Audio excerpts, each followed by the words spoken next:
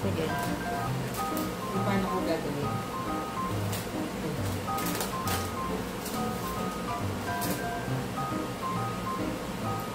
Yan, ibababad natin siyang ganyan. Hanggang sa lalambot siya. Video ko kung mga ano, ilapit ko ito dito para makita yung mga ingredients. Bababad natin siyang ganyan. Tapos lalambot yan. Ba't kasi ang ano ng pagbabarang? Ha? Dapat yung malalim. Hindi, te. Kasi kapag nasabrahan siya, te, masisira din siya. Okay. O, diba? Yan siya. Yung hipon. Hindi makita. Lagay mo dito. Tapos yun ano. Yan. Te, ilapit mo, ha? Tutok ko dyan. Oo, itutok mo yung paggawa ko, te. Para makita natin.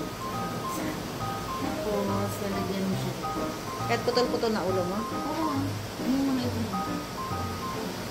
Kasi, importante na sampulan ko lang siya. Carrots. Ayan. Lalagyan ko ng carrots. Pipino. Mango. Okay. Tapos, konting pansit. Yung pansit natin. At saka,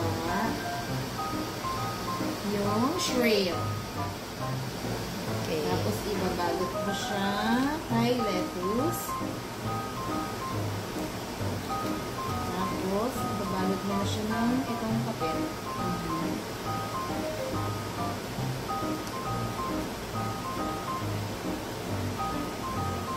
Tapos, pagbukaan nito,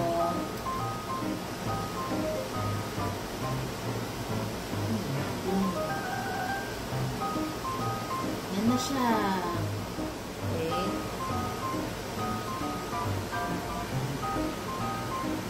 Thank you. Ayan na, stop mo na. Sa gitna. Saan dito? Sa... Stop. Sa gitna. Ayan. Ayan, na-stop na. Na-stop na yun. Oo. Saka?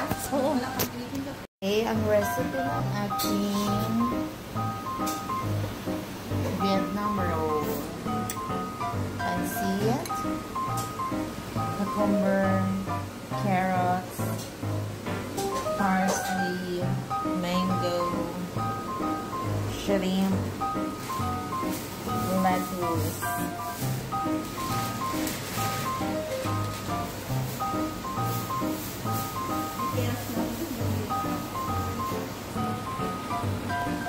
Carrots ka pati.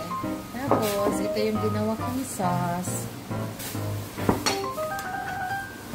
This is the sauce. Peanut butter. And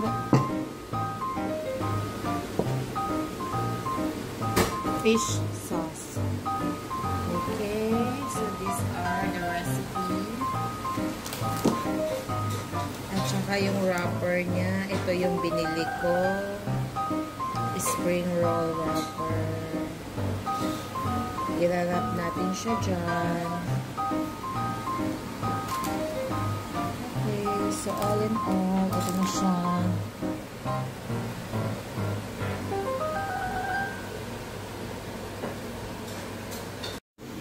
Ang galing ko